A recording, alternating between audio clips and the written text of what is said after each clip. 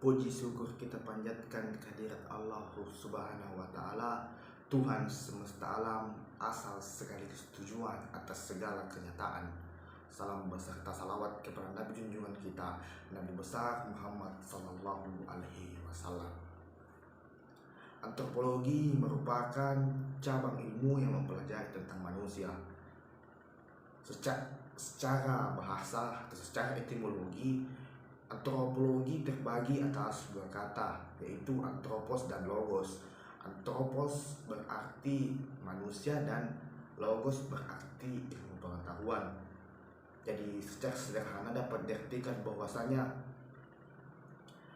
antropologi ini merupakan ilmu atau disiplin ilmu yang mempelajari tentang seluk-beluk kebudayaan yang dihasilkan dari kehidupan manusia. Antropologi sudah berkembang sebelum tahun 1800-an. Pada tahun 1800-an ini di pembagian fase perkembangan antropologi menjadi fase awal atau fase pertama. Jadi pada tahun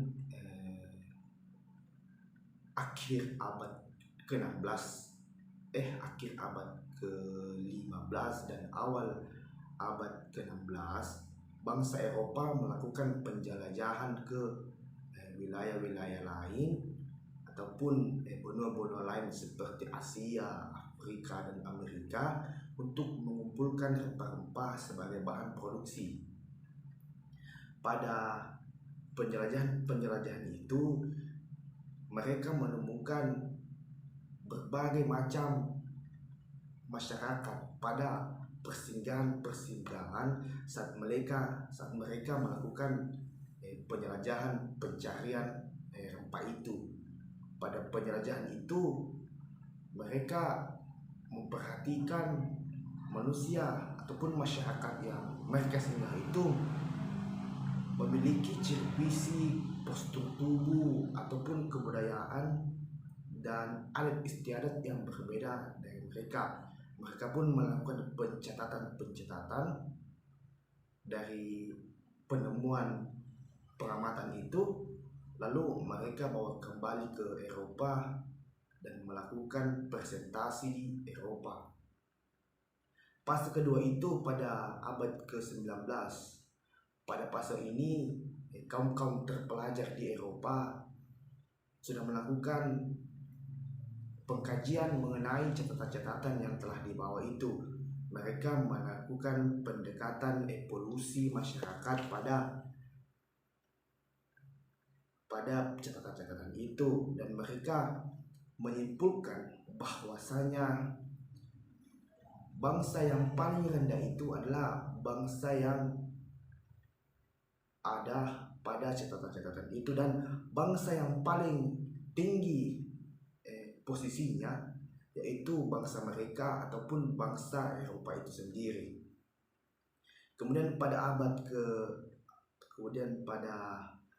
ke-20 antropologi mulai menjadi ilmu yang praktis. Pada fase ini atau fase ketiga ini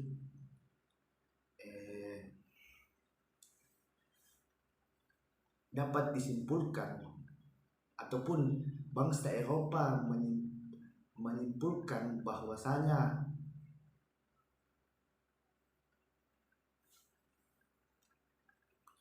mempelajari budaya dan kehidupan bangsa luar itu untuk kepentingan kolonial dan untuk mengetahui ataupun mempelajari masyarakat secara kompleks. Kemudian pada fase keempat ataupun fase terakhir ini pada tahun 1930, antropologi sudah menjadi ilmu yang lengkap dikarenakan bangsa Eropa tidak lagi hanya mempelajari ataupun mengkaji mengenai kebudayaan di luar mereka. Mereka juga sudah mulai mengkaji bangsa Eropa itu sendiri. Pada pengkajian itu mereka memfokuskan pada keberagaman fisik, keberagaman masyarakat, dan keberagaman budaya. Dan hingga saat ini antropologi sudah berkembang pesat, sudah banyak cabang-cabangnya antropologi, mulai dari antropologi fisik, antropologi budaya, dan sebagainya. Untuk mempelajari itu lebih lanjut, teman-teman ataupun para penonton ini bisa membaca buku mengenai antropologi itu sendiri, ataupun mencarinya di internet, ataupun mencari video-video mengenai penjelasan antropologi itu sendiri. Cukup sekian dari saya.